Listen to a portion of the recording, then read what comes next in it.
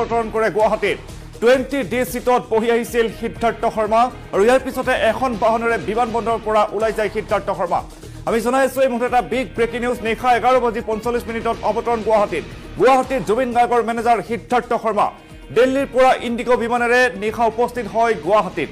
6E6048 IndiGo বিমানেৰে নিশা 11:45 অৱতৰণ কৰে গুৱাহাটীত। 20D সিটত বহি আহিছিল সিদ্ধাৰ্থ শৰ্মা। ইয়াৰ পাছতে এখন বাহনেৰে বিমানবন্দৰৰ পৰা ওলাই যায় সিদ্ধাৰ্থ শৰ্মা। আমি জনাইছো এই মুহূৰ্তে এটা বিগ ব্ৰেকিং নিউজ। নিশা 11:45 অৱতৰণ গুৱাহাটীত।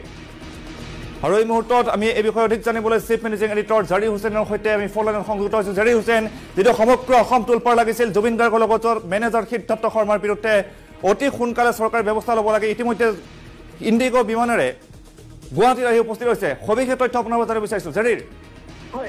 ইতিমধ্যে আমি এই বাতৰিটো আহি পৰিছে আমাৰ লগত যে কালি নিশা প্ৰায় 11:45 ইণ্ডিগো বিমান 6E6048 দিল্লীৰ পৰা গুৱাহাটী ইয়াত অৱতৰণ কৰে আৰু তাতে কিছু যাত্ৰীয়ে তেওঁক চিনি পায় আৰু ইতিমধ্যে এই কথাটো প্ৰমাণ হৈছে যে 20D চিট নম্বৰত সিদ্ধাৰ্থ শৰ্মা ইতিমধ্যে তেওঁ গুৱাহাটীলৈ আহিছে। সেই চিটত তেওঁৰ নাম আছে আৰু আমি যিমান দূৰ গম পাওঁ তাৰ পৰা নামিয়ে তেওঁ এখন বাহন ৰখি আছিলে, সেই বাহনখনত গুচি যায়। তাৰ পৰৱৰ্তী সময়ত কলৈ যায় কি কথা এই পৰ্যন্ত আমি গম পোৱা নাই। হয়তো মোৰ ব্যক্তিগতভাৱে এনেকুৱা লাগিছে যে আজি দিনটোৰ ভাগত তেওঁ আইদাৰ গ্ৰেপ্তাৰ হ'ব নহ'লে তেওঁ চাৰেণ্ডাৰ কৰিব। নিশ্চিতভাৱে তেওঁ কোনোবা ডাইৰেক্টলি তাৰ পৰা উকিলৰ পৰামৰ্শ ল'বলৈ বা উকিলৰ টীমৰ লগত পৰামৰ্শ ল'বলৈ ডেফিনেটলি তেওঁ যদি পলায়ন কৰি থাকিলে হয় গুৱাহাটীলৈ কেতিয়াও নাহিলে হয়।